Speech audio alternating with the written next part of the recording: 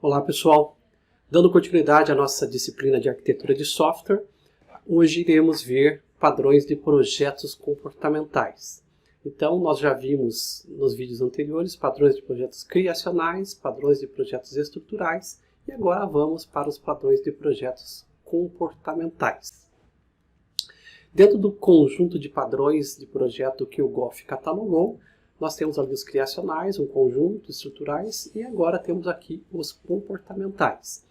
Nós iremos ver alguns exemplos, principalmente relacionados a esses que estão com indicação ali em box em vermelho, em volta, no quadrado em vermelho. Eu vou mostrar esses exemplos. Os demais eu só vou passar fazendo alguma leitura rápida com vocês.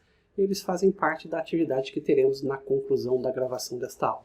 E eu irei explicar para vocês os detalhes, ok?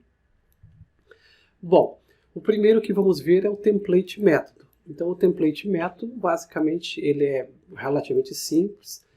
Basicamente ele tem um método dentro de uma classe abstrata, vejam vocês ali que é uma classe abstrata, que será em comum para todas as classes concretas, tá? E aí as classes concretas vão implementar os métodos secundários, ou seja, que realiza a operação que aquele método template indica, tá? Então ele define o esqueleto de um algoritmo na classe abstrata e as classes concretas implementam apenas os métodos ou as operações secundárias.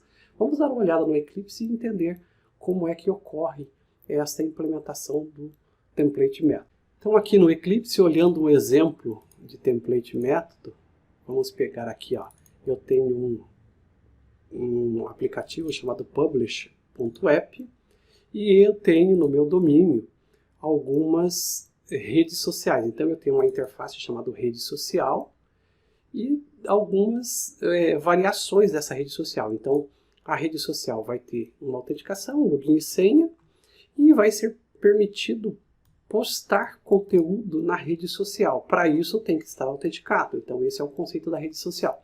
Veja que a rede social aqui ela é uma classe abstrata, seguindo lá então o padrão do template método. E quem é o template método aqui? O template método aqui é o método post, que é o publicar mensagem. O método post, ele interage com outros métodos, que incluem aqui o de login. Veja que aqui tem um método de login, ó. Eu tenho o método enviar dados e ele tem o método logout. Então este método post, que é o template método, interage com todos os outros. Mas ele não sabe como são os outros métodos. Somente quem saberá como fazer o login, como enviar os dados, como fazer o logout, são as classes filhas que, neste caso, vão implementar os métodos abstratos aqui definidos. Então, se eu abrisse, assim, por exemplo, as outras redes sociais aqui, as especializações da rede social, que é o Facebook, o Instagram e o Twitter, quando eu abro, veja que elas estendem a rede social, que é uma classe abstrata, recebem login e senha, e elas implementam o método login, o método enviar dados e o método logout. Então, elas não têm em si o método post que está definido na rede social. O método post, lembrando, é o método template método. Vou no Instagram, a mesma coisa, uma implementação de rede social, implementa os 3 métodos e a mesma coisa no Twitter. Então, quando eu quero trabalhar com a publicação, eu basicamente tenho que ter uma rede social e eu vou escolher a rede social que eu quero. Eu vou mandar um login e senha e a mensagem que eu quero publicar. Então eu quero publicar no Facebook. O que eu faço? Eu mando login e senha para o Facebook, porque ele vai se encarregar de fazer o login. E eu chamo o post. Lembrando que esse post está implementado na minha classe abstrata. A mesma coisa com o Twitter, a mesma coisa com o Instagram. Então, executando aqui o Publisher, vamos dar uma olhadinha. Olha o resultado que ele nos traz. Ele vai autenticar o usuário, login e senha enviados, login efetuado com sucesso no Facebook, mensagem padrão, template método foi postada no Facebook, e ele faz o login, né? Ele faz a desconexão do login. Faz a mesma coisa para o Twitter, ó, todos os passos para o Twitter, para todos os passos para o Instagram. Então, só concluindo aqui, Basicamente o template método, olhando na classe abstrata, nós temos aqui a classe abstrata define o método esqueleto, que é o principal, chamado de template método, que invoca outros métodos que deverão ser implementados pelas especializações desta rede social. Okay? Então, basicamente, a implementação de um template método é isso. Nós temos também como padrão comportamental o iterator, que tem por objetivo agregar vários objetos, né, de um determinado tipo concreto e tornar esse objeto de uma forma que ele possa ser feita iteração nele, ou seja, possa se percorrer, acessar sequencialmente os elementos que estão nesse objeto. Esse é o propósito do iterator. Praticamente quase todas as linguagens de programação já trazem alguma interface e implementação que dá para usar para fazer isso. A gente não tem tanta necessidade de implementar no Java ou qualquer outra linguagem, mas eu vou mostrar para vocês um exemplo ali só para efeito de conhecimento, de saber como ele funciona. Basicamente, o cliente, a ideia desse padrão é ocultar do cliente todo o processo de interação, como é que ele tem que criar uma lista, o tipo de implementação de lista, ou array, ou seja lá o que for para acessar. A ideia é que o cliente desconheça como isso acontece. E aí, para isso, o iterator é um padrão muito interessante. Vamos dar uma olhada no Eclipse para a gente ver como é o padrão iterator. Então, aqui no Eclipse, exemplo iterator, veja que nós temos aqui um cliente, basicamente ID e nome, no domínio, e eu vou ter aqui um app cujo objetivo é listar os clientes. E para isso, eu tenho então a interface iterator, aqui está, e a interface iterator precisa ter dois métodos, hasNext e next, isso de acordo com a especificação do GOF, né, do pessoal. Olhando aqui, eu quero implementar essa interface, então eu crio aqui uma cliente iterator, que implementa o iterator, então ele tem que fornecer para mim como ele vai realizar essa operação hasNext, se tem mais algum, e avançar para o próximo. Então veja que quando eu instancio o cliente iterator, eu crio aqui 3 clientes e publico uma lista, um array de clientes, e vou adicionando no meu array. Então, dentro do meu iterator, eu estou usando a técnica de array.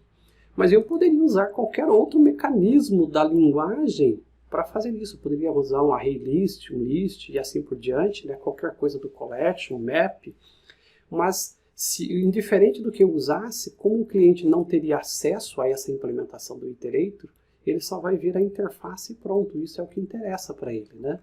E aqui, para poder dar um next, eu verifico o comprimento. Se existe algum objeto ainda, eu retorno que pode ter um próximo. E se pode ter um próximo, eu avanço, vou lá, retiro esse cliente e acrescento mais um index na minha lista, para eu poder depois ir retirando esses objetos. Então, quando eu executo esse iterator, veja que eu criei ele através do client iterator, eu dou um hasNext para verificar se tem um próximo. Se tem algum próximo, eu avanço e pego o próximo. Tá? Retorno o cliente e imprimo os dados dele. Então, executando aqui o listar clientes app, ele vai imprimir para mim a Ana, o Carlos e a Maria. Lembrando que esse tipo de implementação, praticamente nós já temos essa interface pronta no Java e não há necessidade de se criar assim, da forma como nós estamos criando a interface do zero. Okay? O próximo padrão comportamental que vamos ver aqui é o Observer. O padrão Observer, ele tem uma característica interessante que é um estilo de publicação de conteúdos, uma forma de informar o observador do que aconteceu. Um modelo muito interessante para exemplificar isso aqui seria o conceito de um jornal, por exemplo. Esse jornal ele tem os assinantes e toda vez que sai um jornal, esses assinantes recebem esse jornal, essa informação. A mesma coisa é o conceito do Observe aqui.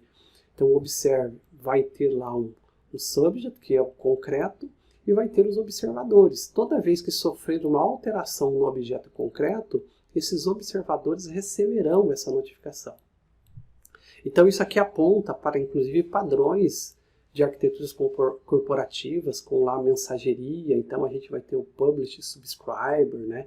Ele é muito parecido com esse conceito. Alguém publica uma informação e os demais são notificados. Então ele é um padrão comportamental que define dependência de um para muitos. Então muitos clientes dependem desse subject. E toda vez que ocorrer uma alteração no subject, no concreto, ele vai atualizar então os seus observadores. Vamos ver como fica a implementação do Observer lá no Eclipse. Então, como exemplo aqui, eu estou com um controle de estoque, um app de controle de estoque. Então, basicamente, eu vou ter aqui um subject, que é o meu estoque subject, e eu tenho produtos, produto 1, produto 2, e eu quero atualizar o preço desses produtos no estoque. Só que vejam que eu tenho aqui observadores diferentes. A gente já vai entender sobre isso, que é a loja matriz e a loja filial. Então, cada vez que o preço de um produto no estoque for alterado, eu quero que a minha loja matriz e a minha loja filial sejam automaticamente notificadas desse preço. Então, eu tenho na minha classe, no meu domínio, eu tenho o produto, que basicamente tem o nome e o preço do produto. Eu tenho a loja filial, tá, que aqui está, e a loja matriz. Então, esses dois são os meus observadores, os que precisam ser notificados caso o preço seja alterado. E aqui no padrão Observer, o que eu tenho? Eu tenho uma interface Observer, que diz que é para reajustar o preço passando o percentual. Esta interface Observer vai ser implementada pelos observadores, no caso a filial e a matriz. Então, se eu olhar aqui na filial, ó, veja que ela implementa Observer. Logo, ela tem que implementar esse método reajustar preço. Então, eu venho aqui na filial, ó, veja que ela implementa para mim o reajustar preço, ó, tá? No caso da loja filial. A matriz, como ela também é um observador, ela também precisa implementar o Observer. Logo, ela precisa também implementar o método reajustar preço do Observer. Então, eu tenho uma relação aqui dos observadores. Agora vamos olhar o contexto, né, que é como ele ocorre. Para isso, nós temos aqui o subject, que é a interface daquele que vai permitir com que as pessoas se registrem a ele, vai permitir remover e vai notificar os observadores de que houve uma alteração, algum tipo de mudança que precisa notificar aos observadores. E quem implementa essa interface subject é esse estoque subject aqui, ó. Veja que ele implementa a interface subject. E ele vai ter o percentual e quem são os observadores que ele tem que notificar. Então, basicamente, cada observador, quando se cadastra, se registra aqui, ó, veja que eles veem esse registro com esse subject, que é o estoque subject, ficam lá na fila. E quando ocorre a solicitação para o estoque de reajustar preço, ele define o novo percentual e ele notifica os observers. Então ele percorre toda a lista de observadores dizendo, ó, vocês têm que reajustar o preço desse produto ou dos produtos que vocês têm. O exemplo que eu estou fazendo, obviamente, é somente de um produto para efeito didático, mas ele serviria para atualizar um estoque, uma categoria inteira de um estoque, por exemplo, em muitas filiais, em várias filiais. Então, quando eu volto agora aqui para a minha implementação, veja que eu crio um subject de estoque, que é responsável por gerenciar o estoque, crio o produto 1, que é da matriz, e defino esse produto lá na matriz, crio o produto 2, que é da filial, ó, e defino a filial, sempre passando tanto para a loja matriz quanto para a loja filial, o estoque subject, porque isso vai fazer com que eles se registrem lá no estoque para poder ser informados, com observadores para ser informados da alteração no estoque. E aqui, loja filial set product, depois eu mando reajustar o preço em 10%. Então todos esses dois valores serão reajustados. Para a gente entender como é que a filial se cadastra no estoque, diga eu quero ser observador, se a gente olhar aqui, quando eu instancio a loja filial, ó, eu passo o subject para ele, ele guarda dentro dele o subject, e aí ele manda se registrar no subject, ele mesmo, ó, diz, né, ele mesmo. Então ele fica registrado como um observador do estoque, ok? Então quando eu executo aqui o controle de estoque, vamos pegar aqui controle de estoque app, veja o que acontece. Vamos dar uma olhada nesse exemplo para a gente entender. Basicamente eu tinha criado o produto 1, que foi lá para a matriz, e o preço da camisa era de R$100. E eu tinha criado o produto 2, que o preço era de R$130. Quando eu mando ajustar no estoque, reajustar o preço no valor de 0,1, né, de 10%, veja que a camisa já tem o seu preço reajustado para 110 e a calça também o preço reajustado para 143. Com detalhe, eu usei um único comando dizendo, ó, vai lá e ajusta o estoque para mim. Só que quando eu chamei esse set reajuste no estoque, voltando a olhar lá no estoque, ó, veja o que ele faz. Ele recebe o percentual e ele notifica os observadores. Ó, observador, você tem que reajustar o preço de acordo com o percentual que eu acabei de receber. Então, basicamente, esta é a forma como o Observer funciona. Os observadores se cadastram, se inscrevem num determinado serviço, aqui no serviço de estoque, e quando alguma coisa é alterada nesse serviço, os observadores recebem esta notificação. Avançando aqui, nosso último padrão que iremos ter como exemplo hoje é o padrão Strategy. O padrão Strategy é mais uma alternativa para acrescentarmos recursos de implementação de algoritmos adicionais para um determinado contexto ou para um determinado objeto, sem ter que alterar o código daquele objeto. Então, vamos pegar como exemplo, digamos que a gente tenha lá uma implementação de 5 anos de código, uma regra negocial muito complexa, que agora precisa sofrer uma alteração. Mas para fazer essa alteração, não dá para mexer em toda a estrutura da orientação a objeto, às vezes mexer na herança, mexer em interfaces e tudo mais. Então, seria inviável fazer isso com o risco de danificar o que está funcionando há 5 anos corretamente. Então, o Strategy entra aqui como uma alternativa para, ao invés da gente, mais uma vez, ao invés de continuarmos e mexermos na estrutura das classes, que está baseado, talvez, no conceito de herança, utilizar a composição aqui, ó, como alternativa para injetar dentro do contexto ou do objeto que me interessa alguma regra negocial que pode ser implementada de várias formas distintas, sem colocar if, else dentro desse conjunto de classes. Então, o padrão Strategy utiliza a composição como base da sua relação, que a relação tem 1 ao invés de 1, né? E ele vai definir uma família de algoritmos distintos para uma determinada operação, uma determinada regra que possa acontecer lá, tá ok? E isso fica mais claro agora a gente tentando dar uma olhada aí na implementação desse strategy, por exemplo, utilizando aí um determinado contexto. Vamos dar uma olhada no Eclipse para a gente entender como funciona. Então aqui no Eclipse vamos ver o exemplo strategy, tá? Então basicamente eu tenho aqui um emissor de nota fiscal e o objetivo dele é emitir uma nota fiscal. Então vejam vocês que para o cliente, aqui para o app, ele não tem, ele tem pouco conhecimento do que ele precisa fazer. Basicamente ele quer pegar uma nota fiscal, ele quer saber o valor do imposto e o valor líquido dessa nota. Ele vai gerar a nota e ele quer saber o valor do imposto e o valor líquido da nota, tá ok? Mas assim, veja que ele tem pouca informação, ele basicamente passa o valor total da nota e quer obter isso, gera a nota e tudo mais. E lá na minha classe de domínio, eu tenho o imposto, a interface imposto, que é responsável por calcular o imposto da nota.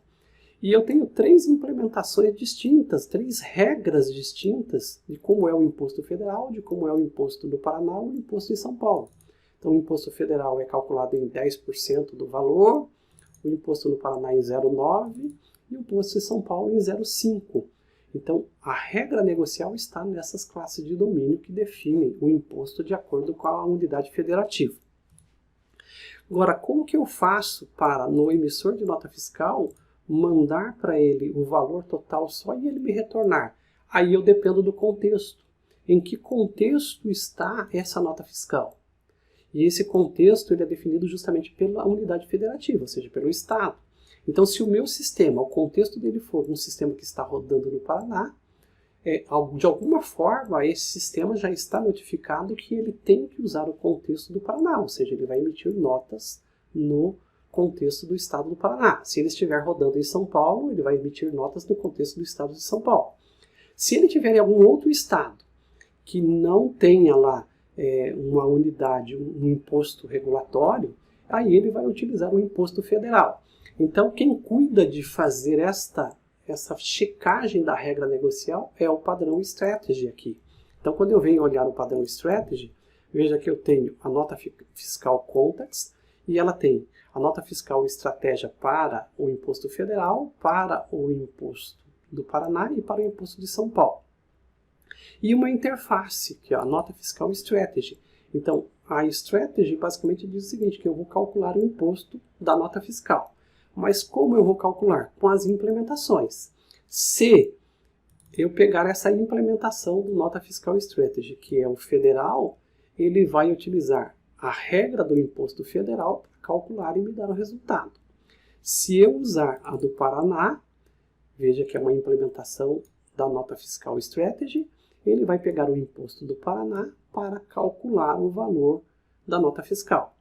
E a mesma coisa vai acontecer com São Paulo. Ele vai implementar esse Strategy para a nota fiscal de São Paulo, com o imposto de São Paulo e calcular o valor para mim que eu preciso. E quem cuida disso tudo, naturalmente, é o contexto. Quer dizer, qual é o contexto da minha nota fiscal? E essa classe, nota fiscal Context, é quem cuida disso. Então, nessa classe, eu sei quais são as unidades federativas que têm impostos, e com base nesta informação, o sistema lá, pode ser talvez através de um XML ou de uma informação no banco de dados, diz, ó, esse sistema é o sistema que está rodando no Paraná. Então, algum lugar vai ter essa informação de qual é o contexto que esse sistema está rodando. Logo, se ele é do Paraná, na hora que eu for calcular o valor da nota, ele decide qual dos strategy, qual dos algoritmos ele vai aplicar para fazer o cálculo do imposto daquela região. Tá aqui, ó. Se não for nenhum dos estados que eu conheço, então ele vai usar o imposto federal.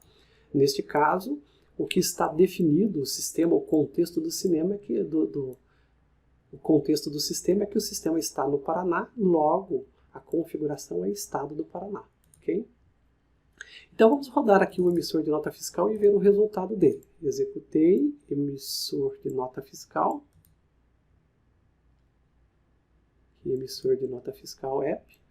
Quando eu olho, então, para este exemplo, veja que ele já fez aqui calculando o imposto, olhando que ele simplesmente pegou o valor total da nota e mandou para o Context, tá? Ele não tem nenhum conhecimento de qual estado que esse sistema está rodando. Ele quer saber o total do imposto, o valor do imposto era 1.000, o valor da nota era 1.000, o total do imposto é 90 e o valor líquido 910, e o valor total da nota tal. Mas veja que ele já percebeu que o contexto que ele está é o estado do Paraná e utilizou aquele algoritmo, mesmo sem o cliente aqui, que é o emissor de nota fiscal, ter a menor ideia de como isso acontece, tá? Se lá no contexto a gente tivesse aqui um outro que é São Paulo, por exemplo, por alguma razão esse sistema está instalado no estado de São Paulo, eu vou executar o meu emissor de nota fiscal, rodei, veja que ele já automaticamente, para o cliente, ele já sabe que é do estado de São Paulo e já calcula de forma diferente o imposto para esse novo contexto, ok? Então, esse é um exemplo de funcionamento, dá para aplicar em muitos outros lugares, mas é um exemplo de funcionamento do padrão de projeto Strategy. Além dos 4 padrões que a gente viu exemplos ali anteriormente, nós temos ainda outros 7 padrões com objetivos distintos, tá? Então, da série comportamental, nós temos aqui o Chain of Responsibility, né? Uma cadeia de responsabilidades, onde no modelo mais uma vez, no modelo recursivo, veja que ele tem aqui um processo de recursividade, ele pode ir delegando a informação de resolver um determinado problema para uma classe distinta e bem distante. Então ele vai repassando isso ao longo da cadeia. Então nós não vamos ver um exemplo disso aqui, até porque faz parte da atividade prevista, mas basicamente este é um dos exemplos que tem como propósito evitar o acoplamento entre o cliente e quem vai executar a operação. Então ele distancia o cliente do executor através dessa cadeia de delegação que vai sendo feita, né? O encadeamento.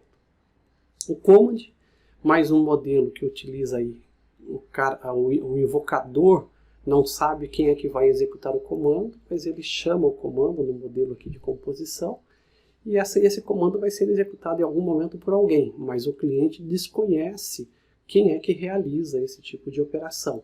Então o command é uma forma de encapsular aí os recursos de execução.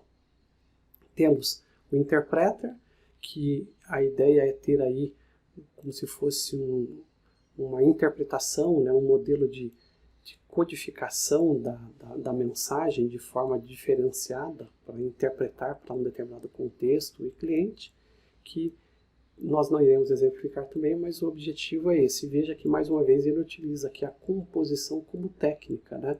Então, valorizando bastante isso. Tem herança sim, mas ele também utiliza a composição. O mediador, mediator, que define um objeto que faz aí um conjunto de objetos para ele interagir. Então ele promove o baixo acoplamento, justamente porque ele começa a criar esses objetos intermediários para poder fazer então a mediação entre um e outro, ok? Aqui o memento, que é um outro padrão comportamental. O objetivo dele é capturar e externalizar o estado interno de um objeto. Então, mais um padrão. O que mais? O state, que visa conservar o estado de um objeto, permite que o objeto altere o comportamento, né, o estado interno do objeto, sem a necessidade de você alterar a classe. Sempre lembrando que o objetivo dos padrões, na maioria das vezes, é evitar justamente essa necessidade de alterar um objeto real. Então você mexe no estado sem precisar mexer no código do objeto real. Okay?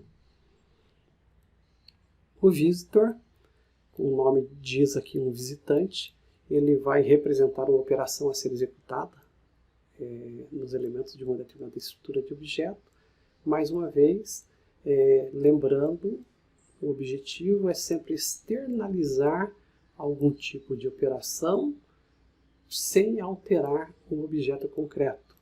Então aqui é utilizar quando uma estrutura de objetos contém muitas classes de objetos e interfaces que diferem, né? E você deseja executar operações sobre esses objetos. Então a ideia é você criar